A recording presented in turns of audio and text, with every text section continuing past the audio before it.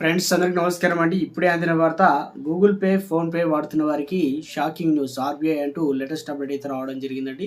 So, ఆ వివరాలు ఏంటనేది వీడియో రూపంలో తెలుస్తుంది. వీడియోను ఎండ్ వరకు చూడండి. కంప్లీట్ ఇన్ఫర్మేషన్ అయితే అర్థమవుతుందండి. చాలామంది చూస్తున్నారు కానీ లైక్ చేయడం మర్చిపోతున్నారండి. దయచేసి లైక్ చేయండి. ఇక లేట్ చేయకుండా వీడియోలకైతే వెళ్ళిపోదామండి మనం.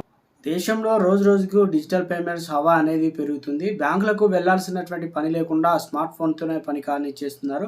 ఒకప్పుడు వేరే వారి ఖాతాలో డబ్బులు వేయాలంటే బ్యాంకుకి వెళ్లి లైన్‌లో నిలబడి వోచర్ నింపడం ఇలా పెద్ద కథ ఉండేది. కానీ ప్రస్తుతం అంతా మారిపోయింది. సెకన్‌లోనే డబ్బులు పంపించుకునే రోజులు వచ్చేసాయన్నమాట. డిజిటల్ పేమెంట్‌లు అత్యధికంగా యూపీఐ ద్వారానే జరుగుతున్నాయి. గూగుల్ పే, ఫోన్‌పే వంటి ఇలా రకరకాల యాప్స్ ఉపయోగిస్తున్నారు. అయితే అంతా బాగానే ఉంది. కానీ యూపీఐ యాప్స్‌ని ఎక్కువగా ఉపయోగించడం వల్ల చిక్కుల్లో పడే అవకాశం ఉందని చెప్పేసి ఆర్థిక నిపుణులు అయితే చెప్తున్నారు. ఎక్కువ మొత్తంలో యూపీఐ లావాదేవీలు చేసే వారిపైన ఆదాయ పన్ను విభాగం నిఘా పెడుతుంది. అంటే బ్యాంక్ అకౌంట్‌లో పరిమితికి మించి నగదు జమ కావడం, ఎక్కువ మొత్తంలో విత్‌డ్రా చేసుకున్న ఆదాయ పన్ను దేశ అధికారులు నిఘా పెడుతున్నారన్నమాట. ఇలాంటి వారికి ఇన్‌కమ్ టాక్స్ నోటీసులు కూడా పంపించే అవకాశం ఉంది.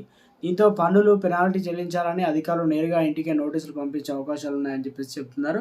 రోజువారీ లావాదేవీలపైన నిఘా పెట్టేందుకు ఇన్‌కమ్ టాక్స్ ఆర్టిఫిషియల్ ఇంటెలిజెన్స్‌ను ఉపయోగిస్తున్నారు. పరిమితికి మించి గనుక ట్రాన్సాక్షన్లు చేసే వారిపైన చర్యలు తీసుకుంటున్నారు. సాధారణంగా సేవింగ్ అకౌంట్‌లో ఒక ఏడాదికి 10,00,000 వరకు లిమిట్ అయితే ఉంటుంది. ఈ లిమిట్ దాటితే వెంటనే వివరాలు ఇన్‌కమ్ టాక్స్ విభాగానికి అయితే వెళ్తాయన్నమాట. ఆదాయ పన్ను చట్టం 1961లో సెక్షన్ 285 బిఏ కింద బ్యాంక్ ఖాతాలో నగదు జమ చేసేందుకు పరిమితి ఉంటుంది.